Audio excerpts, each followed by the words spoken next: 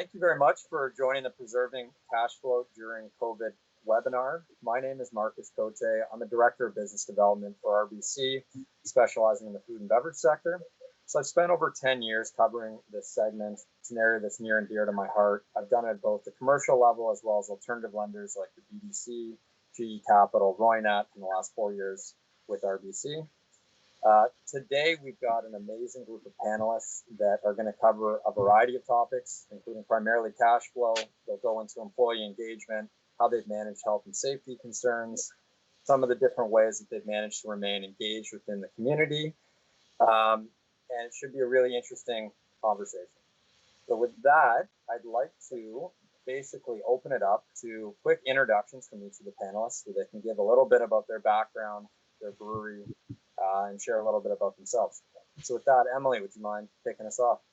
Thank you very much, Marcus. So my name is Emily Tipton. I am a co-founder and beer engineer at Boxing Rock Brewing Company. So we are located on the south shore of Nova Scotia in Shelburne. We are, a smallish brewery. Our brew house is 15 barrels. We make 4,000 or 5,000 hex a year usually. We are about 7 years old, just over 7 years old in July. And, we sell most of our beer in Nova Scotia, probably 97% of our beer in Nova Scotia, but we do play around outside in New Brunswick and PEI from time to time. I'm a chemical engineer by training, so talking about cash flow is a little bit scary for me, but Marcus convinced me it was a good idea. Thank you very much. Vince, would you like to go next? Yeah, sure. I'm Vince Charbonneau, and I work at Chrismark Holdings. We're a family-owned, operated holding company, and we are a majority owner of 2 craft breweries in Canada, Muskoka Brewery and Vancouver Island Brewing. We became involved in Muskoka in 2008 and VIB recently in 2016. And today I'm speaking on behalf of VIB, Vancouver Island Brewing. VIB is one of BC's oldest craft breweries, and we could debate that we're the oldest production brewery in BC, but there's a lot of great ones that started back in 1984. We're located in the heart of Victoria, and the brewery started out, the goal was bringing great tasting beers, local beers, which certainly weren't the case in the mid-'80s with the national brand. Today, the brand, the brewery is a new look, a fresh new look, and we try to embrace the lifestyle and the craft culture of the island. We've got some of the old heritage brands that made VIB special, and we also have lots of new beers that are appealing to the craft crowd. We're about 15,000 hectoliters and hopefully continually growing through COVID. And we sell primarily in BC and a little bit in the prairies. As you know, in BC, we've got the BC liquor store, so that's government, private liquor stores, and on-premise. We sell in all of them, but I'll say that our biggest channel is on-premise. We've got a large on-premise business, and that's a big part of the BC craft scene as well. And so we sell lots of draft, and we sell lots of cans as well. So that's Vancouver Island Brewing. Fantastic. And Peter, last but not least. Wow. I'm with some pretty impressive people, man. I feel like I'm a bum over here. Peter Kyoto, Flying Monkeys Craft Brewery. I'm the founder and chief executive shit stirrer here at the brewery. Do a little bit of everything. Pretty good at cleaning toilets as well, actually. I pride myself on that. But we have a small little waterfront brewery here in Barrie, and we employ just under 100 people. And we run around 30,000 hectoliters in beer a year out of a little shoebox on the lake. Interesting little fact is we ship to over 23 different countries, and some of our beer is all over the world, which is pretty cool. We get to travel and go visit cool places, and I think we just do it not necessarily to make money, just to have fun. We really do embrace the craft culture with all the beers. We put our heart and soul into everything we brew, and we just have a good time. But definitely IPAs are our wheelhouse, and we enjoy doing them. Perfect. Well, thank you so much. That was great. I'm going to go through a few different questions, and I'm going to address them to you individually. And that way, hopefully, it'll be a little less chaotic. But please chime in afterwards if you have anything you want to add. So I thought maybe we could start with Emily. And we had a great discussion prior to this all with each of you, really. And Emily, one of the things you shared with me that I thought was interesting is how your approach to managing cash flow has changed pre and post COVID. And maybe you could just elaborate on some of the processes you've put in place since. Yeah, so I feel like I may have confessed too much, Marcus. As I said, I am an engineer. I am also probably the chief financial officer, but not because of my expertise necessarily in finance. So finance has probably been a little bit of an afterthought most of the time for us. It's it has been find the money we need when we need it kind of approach, and it's a typical. That was fine during the startup phase, and it was fine probably during our very rapid growth in the first few years of our existence, but as the company's matured, it's become more challenging. And COVID actually gave me a really interesting opportunity to, necessarily focus on the finance piece of it and really understand where we were financially and how to introduce better controls so we could project where we were going to be 6 months from now in terms of things like cash flow and what your burn rate is when 30 or 40% of your business is shut down. So I was very fortunate. I got some training that was sponsored by the government of Nova Scotia. Thank you, government of Nova Scotia, about financial management, and just a few little tools that really helped me start to get a better handle on cash flow. So, a spreadsheet that projects your cash flow 12 or 16 weeks forward, you can, I literally update it every day now. Every time I send an invoice and I know what I'm going to get paid, if it's a big one, I stick it in my cash flow spreadsheet. And that just helps me know where I'm going to be, as opposed to kind of, not so much guessing, but feeling, keeping it all in your head, which is, I think, something a lot of entrepreneurs do, is try and manage their finances in their head and getting it all out on paper. I will steal a quote from one of my instructors on the financial management course.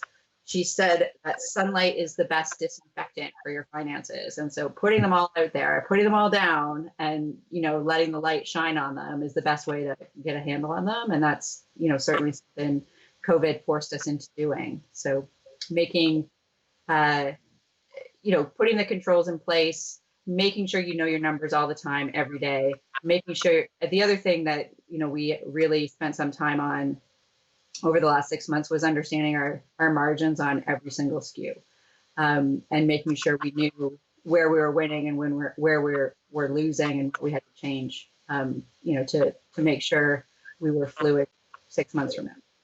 Yeah, that's fantastic. That's so important, and something we've always reinforced that cash is king, and it's never been more so right now during the period where there's so much uncertainty and change. I think that's a really important message to drive home to the audience.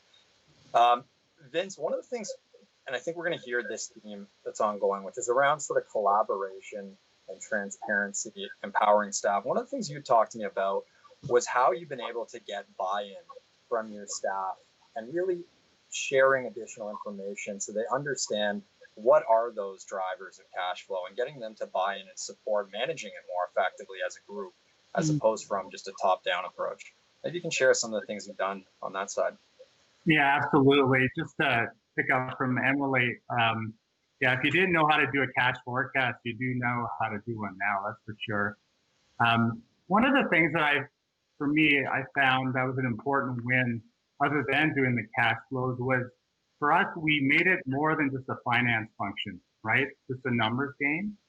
And we tried to involve as much input from the team as possible and create a learning experience. And so, first of all, it was an opportunity for us to educate our people on how interconnected and integrated the business was. And so if you think about what happened, and Emily, like you, we have a large on-premise business, and that went to zero, right? Like literally overnight to a few days.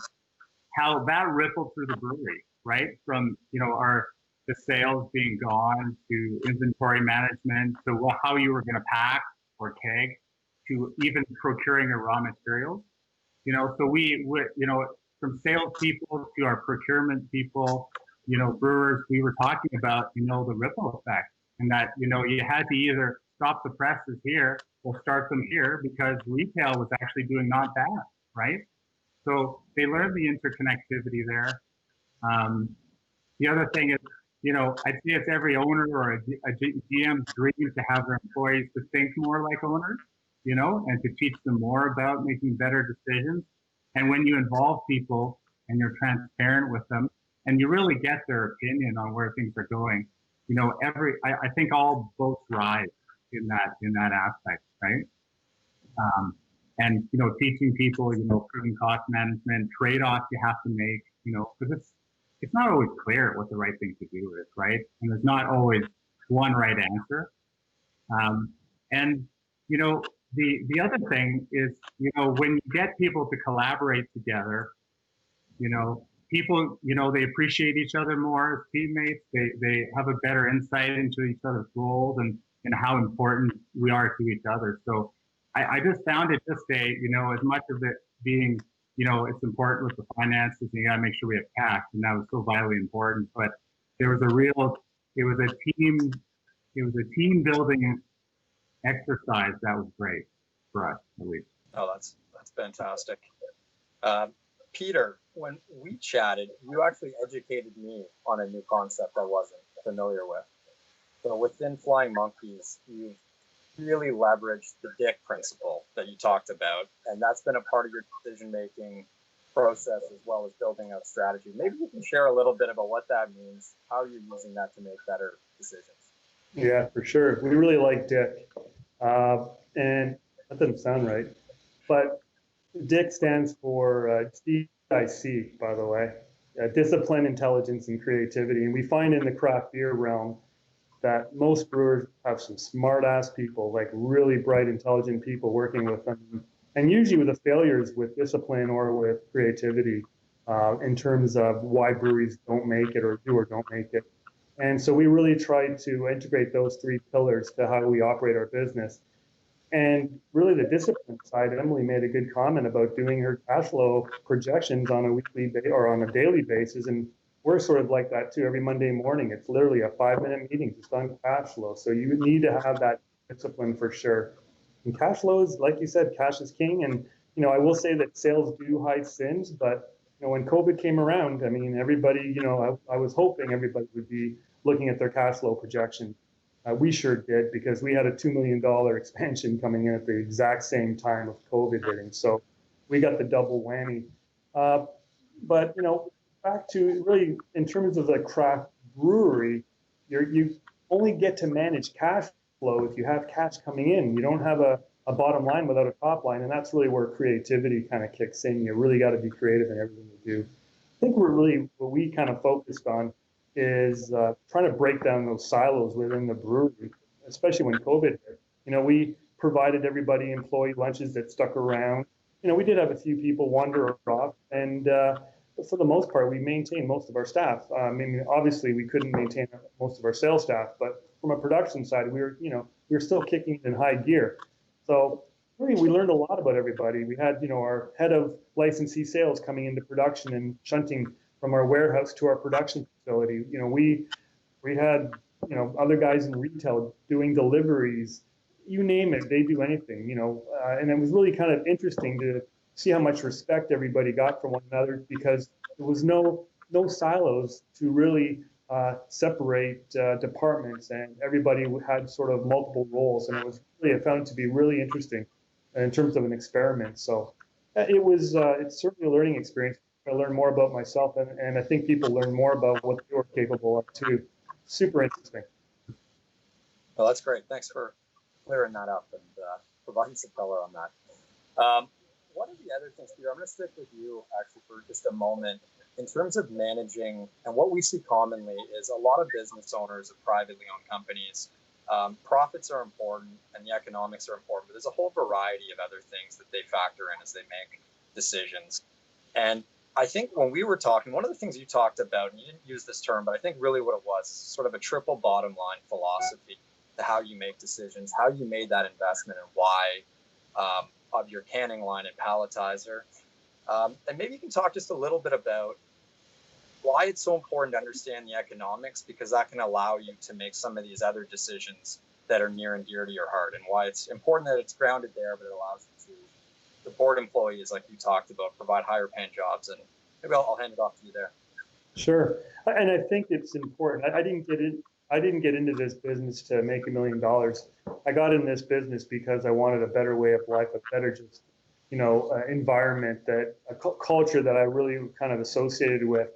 And part of that, you can't. I said earlier, you can't have a bottom line without a top line. But when you do have a bottom line and you are profitable, you have to have fun. I'm not always about maximizing shareholder wealth. For us, it's having fun. Spending money in the weirdest places, buying pinball machines for the staff to use, or staff lunches. And it's for us, we put in a $2 million canning line, but it wasn't necessarily to get that last bit of efficiency out of the brewery. It was actually to be able to have higher paying jobs, to be able to not break the kids' back when they turn 40. They're like, why is my back so sore? Just you're doing the right things for the right reasons, and that's really what it's allowed us to do, is managing our cash flow, being profitable. You can pretty much do whatever the hell you want, and I'm really good at making mistakes and screwing shit up. And really, I think that when you have a little bit of extra money on hand, you can kind of wage your way through those little experiments. I think one thing that's not going to be a surprise to anybody in the audience is the impact this pandemic's had on food service and your restaurant customers. Emily, I'll start with you. Maybe you can share what you've done to support those customers during the shutdown and now as they're reemerging, and some of the strategies there. And should we feel free to jump in afterwards to provide some color on some of the strategies and processes you've implemented? Yeah, I mean, I think they are licensee and on-premise sales are a big part of all of our businesses. And I own my own tap room too, so it was part of my own business that had to close. Everyone was in the same boat. The biggest thing we did to support them was just let them know we were here. Don't worry about the beer. Just don't worry. We'll be here. We'll be here when this is over. And we actually, obviously our sales manager, his job kind of evaporated the day they shut us all down too. And so he became our home delivery driver, but he also, was visiting everyone he could on the licensee side too, because many of them were still doing takeout and that kind of thing. So just maintaining the relationship, right? And then working out, on the financial side, whatever we could work out to make sense, that made sense for both of us. We took back all the kegs and replaced them with new kegs, and said let's start over, but tell us what you need, and just tried to be a reliable partner for them, because it was it's obviously very tough, and it is still very tough. I mean, we're all operating at half capacity, which doesn't make any mathematical sense for business. So.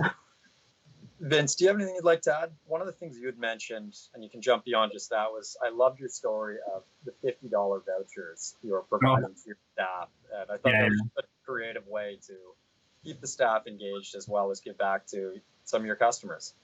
Yeah.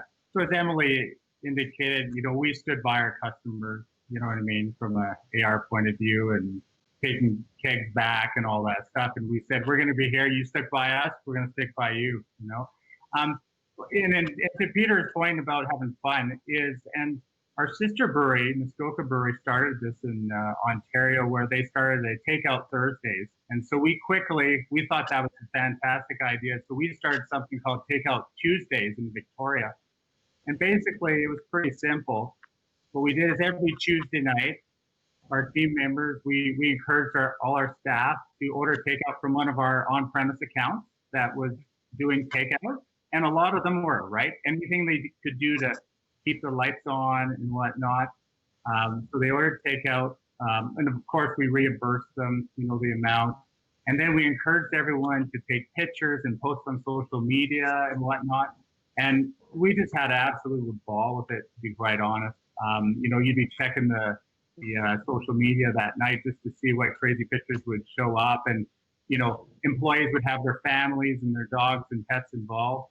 And, for us, it actually was a a bit of a triple whammy for us. Our customers were so appreciative. They felt really supported. The whole thing that we cared, and that the fact that it was just one employee and their family ordering takeout. In the big picture, okay, well, does that matter? But it does matter, right? It all adds up.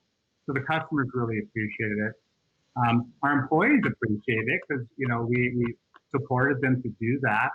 And then the last thing is we had to have a hell of a lot of fun. You know what I mean? We are in this industry to have some fun. And, I think we would agree, we are in the funnest industry that you can be in. And in a time like COVID where it is not fun, it is very stressful and hard for us, you gotta create some positive energy, to bring us back in the next day with an extra skip in our step, right? Mm-hmm. So that worked really well for us. That was a hell of a good time. So. Peter, is there anything you'd like to add? No, everybody it's just trying to survive those times and make the best of it, really. What else can you do? It's just shitty for everybody. No receivable collections, none of that fun stuff. The whole thing was really a mess. And I'm just glad we kind of hopefully passed most of it now and we're through that phase, because it was crazy, I'll tell you. I think that our tap room is completely different now. It just seems more organized and subdued in comparison to the way it operated before with complete chaos. So, it's made us get better at what we do too, I think, and think about other things that we never thought about before, which is kind of cool. And my bathrooms have never been cleaner at the brewery, so we're really happy. Oh, that's fantastic. Having spoken with each of you as well as other folks within the industry, it's clear that there's just been an unprecedented amount of empathy shown by the brewers to support that segment that's been really heavily impacted outside of their control. So it's great to hear, and it's been a consistent message. I thought that maybe we could jump into new sales channels and how you've been able to pivot during this time. We've seen just an incredible change in consumer behavior as a result of the pandemic, work from home, social distancing. One of the areas is adoption of e-commerce, a willingness to buy products online they may not have done historically. Vince, do you want to kick us off in terms of what the process was like for you to set that up, some of the key learnings, and is there anything that surprised you from a customer insights perspective? Well, the one thing I learned, I'll say right up front, is that when you're standing in the fire, you move really fast. I think we put together our online, call it web store, in about a week. We threw it together. Obviously, when COVID hit, like everyone else, we had to shut our doors, like in terms of tap room, for safety of, customers, employees. So, while we were going full bore in the back trying to keep producing, we had to stop that frontline connection, right? And that hurts, because that's what we're all about, is making connections, right? And so, so in a week we created our web store, for ordering, canned and even keg beer pickup for those who had their kegerators at home, and we delivered. And so I think we delivered about a 10-kilometer radius of our brewery in Victoria, which is essentially the greater Victoria area. We developed some safety protocols around the logistics of things in terms of delivery. And we did have some, different people doing delivery. So to Emily, Peter, your points in terms of people pitching in, we had different people doing that work for us and helping out. So we also, it was interesting because for us, it was a way of letting people know that we were still open, right? And what we did is we used social media, and we also did a bit of grassroots stuff. We distributed flyers and stuff like that to say, hey, the web store is open, and they could get access to all our beers. So one of the things we learned, obviously, is you could do something in a hell of a hurry when you have to, we always pride ourselves in being nimble, and, the craft brewing industry is nimble as a rule, right? So we were quick on the draw there. It was important to keep that connection with customers. What we found is, obviously people they ordered their favorites. We found that they bought larger formats. which we've seen in retail as well. So 12 packs, mixer packs. The other part I thought was interesting is they were picking up the specialty and the seasonal, and for us that was really important. And I'll say that must have been important for a lot of people, because if you think back in March, April, that's the time of year where you're gearing up for your spring, summer seasonals. It's that winter to summer sort of change. And with COVID closing, it's a bit of a perfect storm for you to actually have some of your, either returns of seasonal or a new launch stymied, in terms of that good kickoff. And we found that, the web, our online presence was a way of helping us, getting that stuff out, getting the trial, and helping to spread the word early. That was a tool that helped us, right? With on-premise being closed. So yeah, no, it was great for us to do that. And I think this is, the whole online side of things is definitely should be an important part of, a lot of breweries going forward. Yeah, I think I witnessed a bunch of different, before we built our store, and we just built our store similar to what Muskoka did. We just built our store really during COVID, and we're not the smallest brewery, but we're not the biggest brewery. But surprisingly, it was my wife, myself, and my niece who runs our accounting department. We were the ones that actually built the site through Shopify and made it kind of work and had some fun with it. But and it was a wicked challenge, because we spoke to a bunch of different breweries on how to do it. But at the end of the day, we wanted it to be a sales channel that was profitable. And I think that's important. We didn't do it just for the sake of trading dollars and depreciating all of our, capital assets. We did it, with the intent that it was going to be there for the long haul, that even after COVID, we still wanted to have this sales channel survive. And that's sort of the way we went into it from a cash flow perspective. And really, it's been great. So we're still learning, we're still making changes, but we're figuring it out. And a lot of stuff, what surprised us is it's a brand new sales channel that things like non-beer things sell really well. We did a weed grinder that was like, we blew it out. We did some cool LED temperature beer/water/coffee bottles. Things like that. It just gave us an opportunity to experiment with different products, with the Flying Monkeys brand on it, and just see what would happen. So it certainly opened up our eyes. And that was all thanks to COVID, I guess, because we never would have really kind of pursued that sales channel without the epidemic. Like a lot of people are in that boat. Emily, is there anything you'd like to add or share? I mean, we had a pretty healthy home delivery service at the peak of it, because we're rural, our catchment area was actually gigantic, and I ended up in a lot of small, out of the way places delivering beer to people's houses that I didn't even know existed. So it was actually it was really fun. And the best part about it for us, it is a sales channel that I do hope will persist, particularly probably in the winter months. But the best part about it for us was actually getting that direct contact with our customers that we were missing, for all the other opportunities that we didn't get this spring, like no beer festival, right? We like looking our customers in the eye. We like building a relationship directly with them. And home delivery was probably one of the best ways we've ever had to do that. Like going to someone's house and waving at them through the window and checking their ID through the door and stuff. Actually kind of, it's humorous and fun. And we would call them on the phone, and we actually had a policy, every day. My taproom manager and my sales manager ran the home delivery service because, a lot of their other duties weren't available at the time.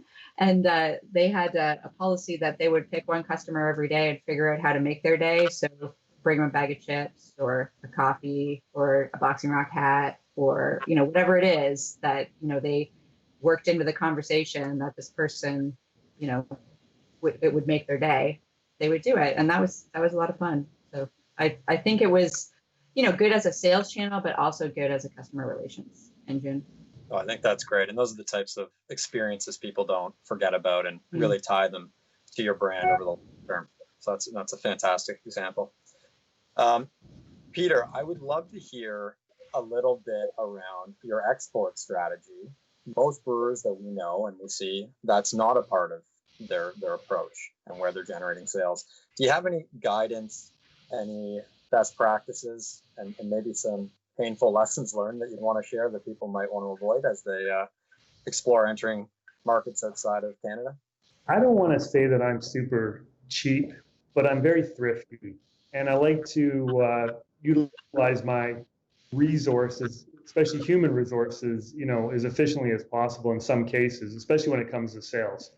Uh, you know, so when we look at export, we look at really having the brand sell itself on the shelf, because we're in, like I said, 23 different countries, and I can't be in Shanghai to promote my brand, or I can't be in Dusseldorf or wherever, Amsterdam. So the brand has to really sell itself, and that's really what's important here. If you're going to plan an export strategy, number one, the margins are lower. Be prepared for that. But again, have some fun with it. We do a lot of our higher alcohol beers into export markets, and they do pretty decently, which is great. And it allows you to travel, it allows you to do all the other things and get more ideas. As soon as you travel, you're no longer this, provincial person that I'm wrapped up in Barrie. You get to explore different ideas and different ways. You get to do other collaboration brews with other people around the world. And there truly is a brother in a craft beer, which makes it really exciting. So I think the biggest key is really understand that it is a sales channel. You need to have discipline. You can easily blow your brains in the export market, and do not do that. My recommendation is to always, try to sell out the front door and then work with geocentric circles around the brewery. But I'm an idiot, and we got into the export business, so we had to learn pretty quickly. Otherwise, we'd bleed the coffers. So that's kind of my strategy. I love the candor and the willingness to be so open. So thanks, Peter. I'm just making up all these stories. None of them are true. We've done no fact check, so that's okay.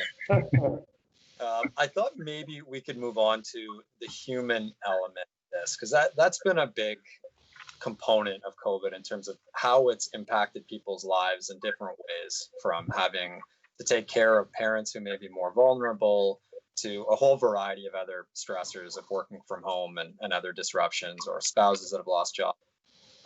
Vince, you talked a little bit about how you've been able to sort of show empathy and create that culture within both breweries to ensure that your employees felt that management cares. What are some of the things you've done, both directly as well as educating the senior leadership there, to create that culture?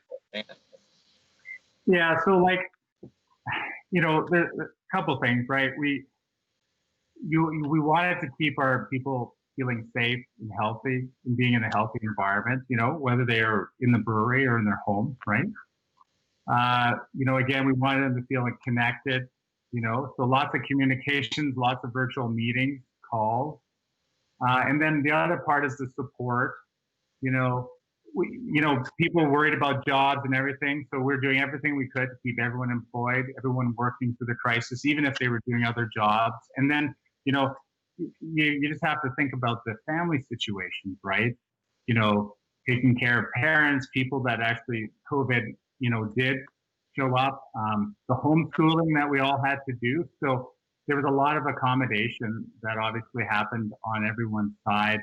I think we took a really humanistic approach to things, in terms of, not everyone, you don't always have a good day, right? There's a lot of stress, right? It was pretty crazy what was going on, right? So we tried to keep, be human about things and accommodating. I'd say at Vancouver Island Brewing, we were a little bit lucky because we have a pretty strong culture there, like positive culture, I'll say, at least that I know. And that did help us get through, like the takeout Tuesdays and whatnot, and some of the work we did with, the online store and getting the getting a patio built and that. I think our GM built the patio with our head brewer one afternoon. So yeah, those were some of the things that we did. And, again, it does come back to the collaboration and working together, and that whole family orientation that we have, and making sure everyone felt like we had each other's back. So I'd say it's a very humanistic approach we took, and a very, very real, you don't have to be perfect type of mentality, That's fantastic. And I think on the theme of communication and collaboration, Emily, you had a great story about how you relaunched your tap room, got the team involved. Maybe you can share what that strategy looked like to get buy-in, to make sure people felt safe, and so on. I thought that was a wonderful approach you took. Thanks. I mean, I think the main thing for us was when we kept our retail store open pretty much the entire time. So the tap room sort of building was in use, and our manager was there, and the team was engaged all along. Like, they knew that we were coming back to work as soon as we could come back to work. And so they were engaged, on our little Facebook group for the tap room, and we would keep them updated, and communication was key, like just making sure they felt involved all along. But when it came time to open, we actually had, the team come together and sort of talk through, like, I'm no expert on how to open during a pandemic, and neither is my tap room manager. And so all of the team just worked together to figure out what was the best way to operate, lay the room out, greet the customer, communicate with the customer, what protocols do we want to have in place, how do we, comply with the operational plan we needed to comply with, but do it in a way that makes sense for us and for our space and for our customers.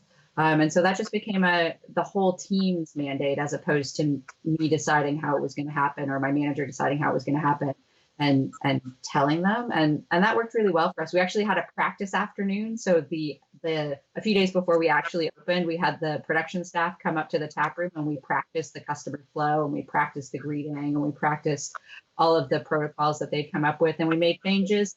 And what I've been trying to communicate to them all along is that every time there's a change, because there's been, I don't know what it's like in the other provinces, but every other week the government here changes something about how we have to do things. And so every time there's a change, we have to respond to that, and we don't necessarily, like, nobody knows the answer. Everything's an experiment, and if it works, that's great, and if it doesn't work, we try something else, and it's no big deal. We just learn from it and move on. And the faster we learn from it as a team, the more successful we're going to be the next time. So it just sort of shared the responsibility, I think, but also shared the ownership of the success, as well as the learning from anything that didn't work. And it's just been a very open and adaptive environment, which has been really great. No, that's wonderful. And I think all of you have touched a little bit on that notion of being human during this bizarre time where everybody's learning on the fly. And I think that really resonates with staff. And it's something where I think everybody's been learning. And you said weekly. I remember there was a point early in March and April where things were changing by the half day. And they've got doctors on staff and everything you can imagine. So I think everybody's going through this on varying levels. Peter, one of the things you touched on earlier briefly, but I thought it was a really important point, was around how you've been able to redeploy certain staff members to ensure that everybody remains employed. And that's been a point of pride for you, and it should be. And then some of the, I guess, unintended benefits of kind of cross-training people and how that's helped the business. Yeah, I think that's important. I think everybody at our brewery, at least, that wanted to work, basically, we found work for them. It was, everything from weird projects, whether it was cleaning kegerators, whether it was doing anything really. I mean, working the line, working the deliveries, home consumer deliveries, etc. So everybody pitched in really well, and everybody really wanted to keep busy during this whole crisis. So that was really what I noticed. And you want to keep them busy. There's always something to do at a brewery. It seems like there's always small little projects that you're like, man, I forgot about that. I wanted to do that so long ago. Let's do it now. And that's really what it was all about. Is we really, like you said, redeployed and broke down those silos between departments. And I think everybody gained respect for everybody else, more respect in terms of what they do and what their role is really. You got a guy that's selling beer and he realizes what it takes to package beer. Oh my gosh, everybody, brewing is easy. Packaging beer, oh my gosh, that's a nightmare. So it was good to see. It was good to see this sort of communication, and there's a lot of kindred spirits amongst our different silos, which was kind of cool because, you know, there was definitely a lot more beer being drunk, you know, within the brewery by our employees. And we were all for that too, because, you know, just trying to get through it, make it, you know, just another day. So that was the goal. Survive. That's fantastic. No, I love that story. So we're coming up to the end here. We've already covered about 42 minutes, I think. And where I wanted to close off today was to ask each of you to share something you've learned during COVID or something you've changed in your operation that you're going to continue to go forward with that's been really beneficial and impactful. Maybe Emily, you can kick us off. Oh, I was hoping you weren't going to pick me first. Okay, Vince, you're up. Sure, I'll go. Oh yeah, okay, Vince, you go ahead. Sure, yeah. Yeah, like I think I heard it a few times, but thank God for beer, right? It got us through this, right? Yeah, I think from our point of view, and I think we might have known this a bit before, like if you sort of look at our industry, but it just reinforces it, is that as craft breweries, and I'll speak for us, you don't want to be too dependent on one channel of sales, right? Or one channel of connection with our consumers and customers. And you do want to try to diversify as much as you can, but you got to be careful there because you don't want to lose focus on what your core, you know, your brewing model or your business model is. So you do have to remember what is your core, but it's good to diversify, you know. You know, if you are a tap room, then, you know, you should be more than just a tap room. You should try to develop maybe a little retail or have a good online or pickup presence, a can or bottle shop. But if you're a production brewery, which is what Vancouver Island is our core business and more retail focused, you gotta have a great connection with the community, right? So that means, you know, a small tap room or an on-site presence, you know, online. So, you know, I think you gotta get your hands a little bit in the pie and get a little messy there while trying to stay true to your roots. You just can't have too many eggs in one basket, you know. And if we get a second round of this, it'll be important to be able to, you know, step on some of these other channels again if we need to, right? So I think that's a big thing we're going to continue to keep in mind going forward. That's great advice in terms of diversifying revenue channels and something everybody should be thinking about. All right, Emily, are you ready now? I think so. Do you want to close out? Okay, thank you. I think one of the things that was really a perspective shift for me, you know, in terms of thinking about my business, you know, my business is my livelihood. I live it every day. And you know, it's just such a huge part of me. But at the end of the day, it's a business. It isn't me. I'm not my business. And so early on, I was given the advice about trying to like, you have to remain committed to your business, but you don't have to be attached to it. You know, so like if it goes horribly wrong, it's not, you know, it's not the end of me. It's about the business. And just that little bit of detachment actually helps us make better decisions, helps us be less frantic, helps us, like, you know, there's a tendency early on to like do 20 things simultaneously and really just trying to stay focused and trying to stay committed to seeing the business through the crisis, as opposed to, you know, panicking, because it can be very emotional and very panicky when it is, you know, your business and your livelihood. And, you know, all your personal financial commitments attached to that, right? So yeah, being committed to my business rather than attached to it was a big thing that I learned from this situation. That's great advice. And Peter, go ahead. Would you close this out? Yeah, I think it's just I never realized how connected an online presence was to your brand and how important it was until this whole thing happened. Really, I had no respect for online, just the online economic side of our business as a viable channel, and also for that matter, even just kind of technology. You know, even in our tap room, we use electronic menus with a QR code now. You know, we're saving the footprint's awesome. We you know, it's perfect. Everybody has a cell phone. So just those kinds of learnings, they never would have happened unless, you know, the pandemic occurred. So it kind of opened up my eyes, and also it opens up your eyes that your employees really do care, because really we had very few people that didn't want to continue to work. Everybody wanted to keep busy and the culture of the business, keep it rolling forward. Yeah, I think that's fantastic. Those are three wonderful things in terms of diversifying, remaining committed, but also understanding your business isn't solely the thing that defines you. And to your point, that's wonderful. So I thank you so much for your time. I cheated a little bit going off topic into some of these other areas, but I thought given the caliber of the panelists here, it would make a lot of sense to cover more than just cash flow because businesses have so many other elements that are critical to their success. So thank you so much for being so open, so candid. From an RBC and from the Canadian Craft Brewer Awards, thank you. We've also put together, which will be available afterwards, a PDF that outlines some best practices in terms of working with lenders. What are the key ratios you're looking at? How to prepare for a banker. We thought we wouldn't go through that today because this is more fun, but that will be available to you, as well as some other funding programs outside of the banks. And where we can be nice people, I hope you can see, that would be available to you as well. So thanks again, and I really appreciate you all taking the time. My pleasure. Thank you. Sure, thank you.